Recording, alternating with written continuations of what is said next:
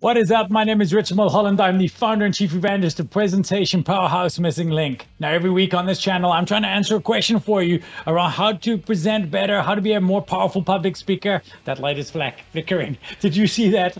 If I don't make it to the end of this video, it's that light's fault. And how to basically just show up better in front of the other humans.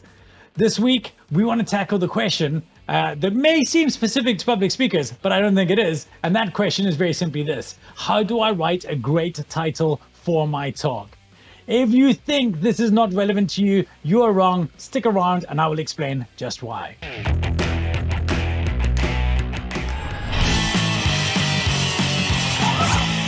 All right, so welcome back. We're here to talk about the talk title and to share with you a format that you'll be able to utilize to make people want to show up and see you present.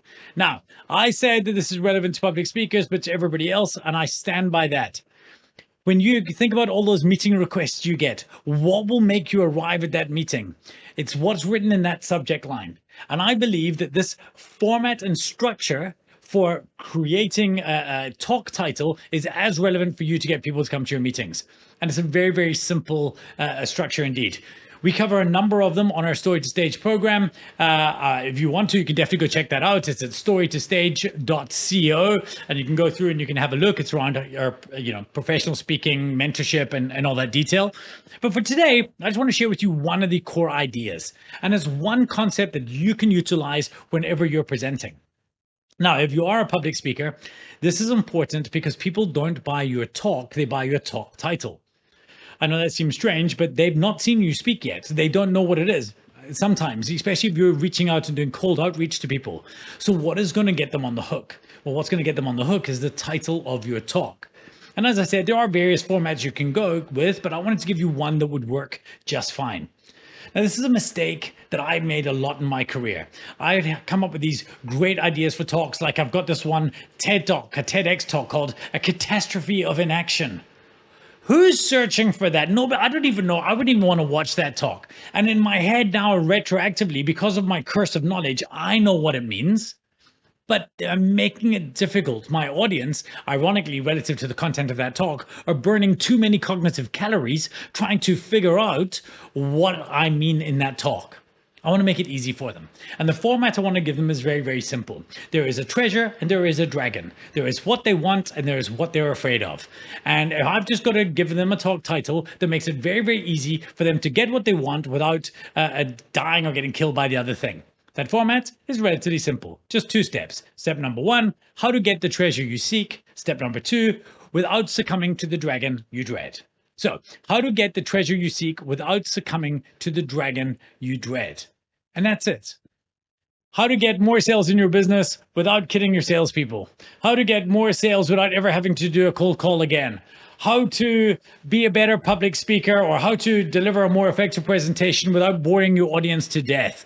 Those are great titles. They paint a picture of the problem that we already feel that we see, but they give you a version of what you're going to get at the end of it. You know, how to bake a good cake without harming any animals. Vegan much? Sorry, I can't resist. I can't stop myself anymore. You know, you become that guy. It becomes your identity.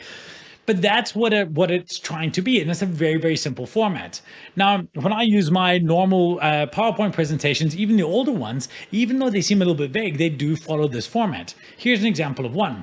It's called Why Leaders Fail, and the second part of it is and why you don't have to. So why leaders fail and why you don't have to. And when I'm presenting it, I actually do a bait and switch, and I say, otherwise known as leadership and how to avoid it. And and that's the thing, leadership and how to avoid it. And that's the talk that I sell them on. But why leaders fail, the dragon is failed leadership, and why you don't have to. The treasure is you not being that. So that is a very easy talk to see. And yes, it's a bit of a leap from, I could have been more literal around that, but I don't think that it's always strictly necessary. I think we are able to work around these without being super literal. So again, one more time for you for the cheap seats, how to get the treasure you seek without succumbing to the dragon you dread. Just remember this, that you have 2 jobs when it comes to selling anything. And that is what you're doing if you're buying people's attention. Job number 2 is you have to help them slay the dragon.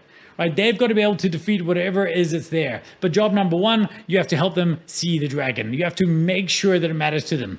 This is a topic I'm covering in my new book that comes out in November, Here Be Dragons. If you like information about that, we'll put a link for how you can sign up and to get notified down below.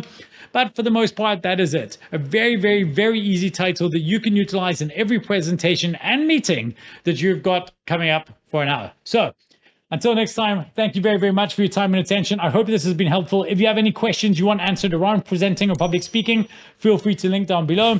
If you actually want to just get into a conversation with us around your presentation needs, then please definitely reach out to ineedamissinglink.com and we would love to help you. Look forward to it. And until the next time, lead loud. Peace.